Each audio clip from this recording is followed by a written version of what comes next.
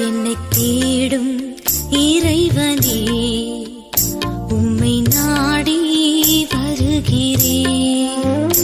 என்னை தேடும் இறைவனே, உம்மை நாடி வருகிறேன். ஜூன் 15ஆம் நாள். இன்றைய தியானத்தின் தலைப்பு கடல் மேல் நடப்போம். வாசிக்க வேண்டிய திருமறை பகுதி மத்தேயு 14வது அதிகாரம் 22, 23 வசனங்கள். கடல் மேல் நடப்போம். ஆண்டவரே, நீரேயானால் நான் ஜலத்தின் மேல் நடந்து உம்மிடத்தில் வர கட்டளையிடும். மத்தேயு 14வது அதிகாரம் 28வது வசனம். இயேசு இல்லாத படகு ஒன்று கடலின் மீது செல்கிறது. எதிர்காற்றடிக்கிறது. அலைகளினால் அலைவுபடுகிறது. இரவின் 4ஆம் ஜாமத்திலே இயேசு கடலின் மேல் நடந்து வருகிறார். இருள் ஒருபுறம் அச்சுறுத்த, அமளியான கடல் ஒருபுறம் அச்சுறுத்துகிறது. இயேசு கடலின் மேல் நடந்து வருகிறார். எப்படி? மனிதன் கடல் மீது நடப்பானா? நடக்க முடியாதல்லவா? அதனால் இயேசுவை ஆவேசம், அதாவது பேய் என்று சீஷர்கள் கருதி கலங்கி போனார்கள், அலறுகிறார்கள். இயேசுவோ, நான் தான், பயப்படாதிருங்கள் என்கிறார். அதை பேதுரு முழுமையாய் விசுவாசித்தான். அதனால்தான் படகை விட்டிறங்கி கடலின் மேல் நடந்தான்.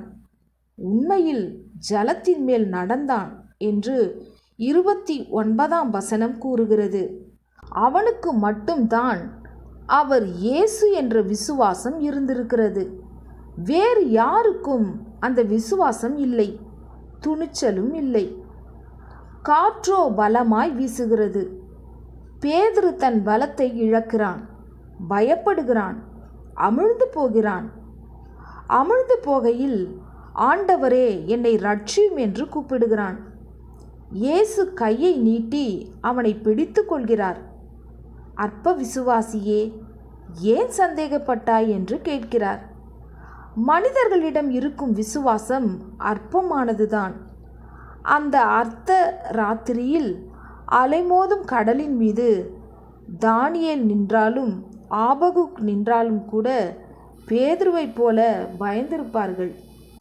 அவர்களும் ஆண்டவரை ரட்சிக்கும்படி அழைத்திருப்பார்கள்.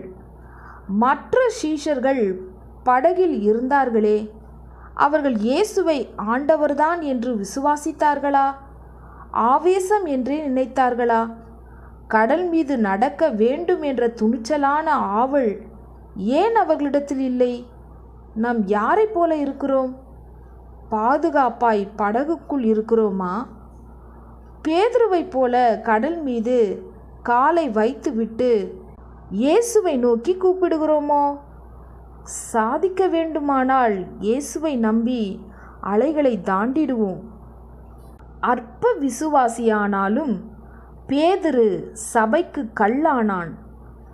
ஆயிரக்கணக்கான ஆடுகளை ஆண்டவரண்டை அழைத்து வந்தான்.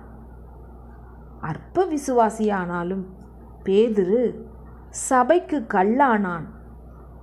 ஆயிரக்கணக்கான ஆடுகளை ஆண்டவரண்டை அழைத்து வந்தான். அலைகள் படகின் மேல் மோதி ஆழ்த்தினாலும், அலைகள் படகின் மேல் மோதி ஆழ்த்தினாலும், கடல் மேல் நடந்து வந்து கர்த்தரே என்னை தூக்கினார். கடல் மேல் நடந்து வந்து கர்த்தரே என்னை தூக்கினார். அலைகள் நீக்கியவர் அமைதிப்படுத்தினார்.